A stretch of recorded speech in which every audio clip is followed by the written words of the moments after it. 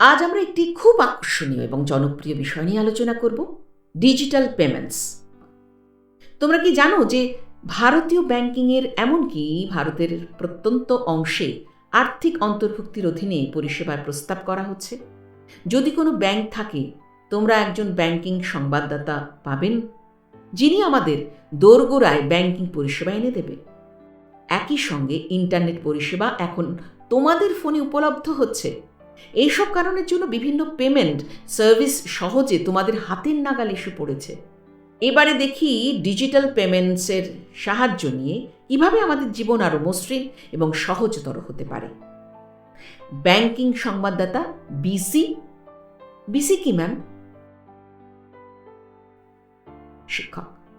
Banking সংবাদদাতা বা BC অথবা বিজনেস সংবাদদাতা বিসি প্রত্যেক ব্যক্তির দোরগোড়ায় আর্থিক পরিষেবা নিতে ব্যাংক নিযুক্ত করে। বিসি কর্তৃক প্রস্তাবিত কিছু পরিষেবা হল সম্প্রদায়ের জন্য আর্থিক শিক্ষা, অ্যাকাউন্ট খোলা, ঋণ পেতে সাহায্য, প্রাথমিক নথির যাচাইকরণ, মাইক্রো বীমা এবং পেনশন প্রোডাক্টের বিক্রয়, অন্যান্য বিভিন্ন ব্যাংকিং পরিষেবা দেওয়া। গৌরী: ওহ, এটা খুব উপযোগী এবং সুবিধাজনক। শিক্ষক: হ্যাঁ, এখন যে বিলগুলি তোমাকে প্রতি মাসে দিতে হয়, যেগুলি তুমি মনে করো দিতে হবে, তার একটা তালিকা তৈরি করো।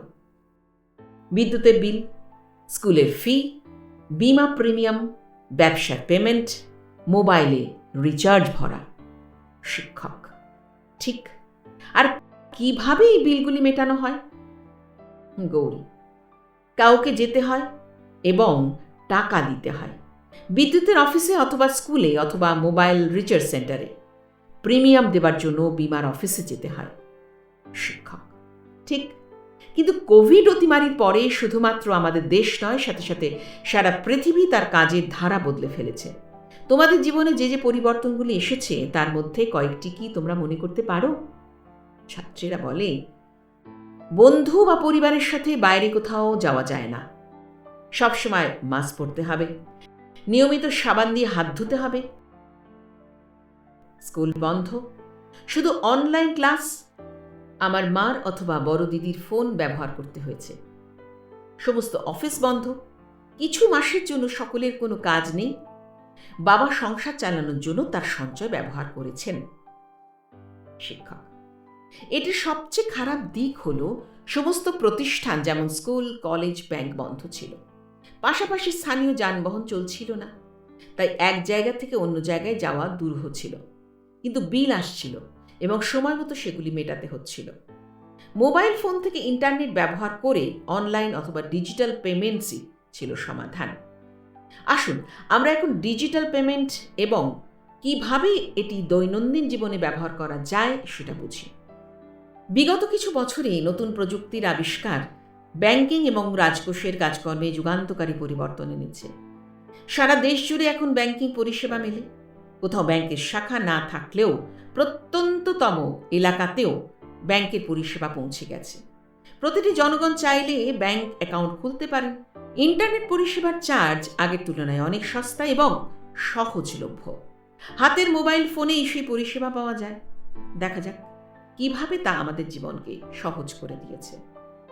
ইন্টারনেট সংযোগ এবং স্মার্টফোনের সহজ এবং যুক্তিসঙ্গত প্রাপ্যতার আশা নিয়ে বলেন, বিভিন্ন কাজ ইন্টারনেট ব্যবহার করে করা যায়।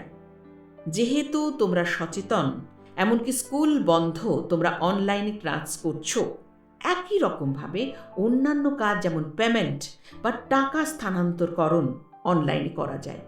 এগুলিকে ডিজিটাল পেমেন্ট বলা হয়। ডিজিটাল পেমেন্টগুলো হলো সেই পেমেন্ট যেখানে প্রদানকারী এবং প্রাপক দুজনেই টাকা পাঠানো এবং টাকা পেতে বৈদ্যুতিন পন্থা ব্যবহার করে। এগুলি ছাড়াও অন্যান্য অনেক কাজ অনলাইনে করা যেতে পারে, যেমন অনলাইন শপিং, মুদি থেকে শুরু করে আসবাবপত্র পর্যন্ত যে কোনো কিছু অনলাইনে কেনা যায়। ট্যাক্সি এবং হোটেল বুক করা, টিকিট বুক করা, ট্রেন বা প্লেন, একটি কোর্সের জন্য তালিকাভুক্ত করা, ডাক্তার অ্যাপয়েন্টমেন্টের সময় নির্ধারণ, ক্লিনিক্যাল পরীক্ষা বুকিং, অনলাইনে কেনা বিভিন্ন পণ্য মেরামতের জন্য পরিষেবা লোকেদের বুকিং করা ইত্যাদি। ডিজিটাল পেমেন্টের অনেকগুলি সুবিধে রয়েছে, যেমন এটি দ্রুত, সহজ এবং সুবিধাজনক। এটি লাভজনক এবং আপনি অনলাইনে টাকা দিলে ডিসকাউন্টও পান। যোগাযোগহীন লেনদেন। লেনদেনের একটি ডিজিটাল রেকর্ড দেয় যা চিহ্নিত করা যায়। অনলাইন লেনদেনের জন্য প্রয়োজনীয় যে কোনো ধরনের পেমেন্টের জিনিসের জন্যে ডিজিটাল পেমেন্ট একটি একক সমাধান দেয়। বেশিরভাগ ক্ষেত্রে ডিজিটাল পেমেন্টের জন্য ছাড় পাওয়া যায়। অনলাইন লেনদেনের জন্য প্রয়োজনীয় জিনিস, সেগুলি মনে রাখতে হবে। তোমার বা প্রেরক তার অ্যাকাউন্ট এবং পাসওয়ার্ড বা পিন, তার জন্য ইউজার নাম এবং আইডি, গ্রহণকারীর ব্যাংকের বিবরণী যা প্রেরকের ব্যাংক অ্যাকাউন্টে যোগ করতে হয়। তৃতীয়ত, তোমার পাসওয়ার্ড বা পিন নিয়মিত পরিবর্তন করতে হবে। ইউজার নেম বা পাসওয়ার্ড একটি নিরাপদ জায়গায় রাখতে হবে। তোমার মোবাইল বা কম্পিউটার তোমার সঙ্গে থাকতে হবে যখন তুমি এই লেনদেনগুলি করবে। এটি বৈধ করতে এটা আসলে তুমি যে লেনদেন করছো এবং অন্য কেউ না। তাই ব্যাংক SMS এর মাধ্যমে তোমার মোবাইলে একটি ওটিপি পাঠায়।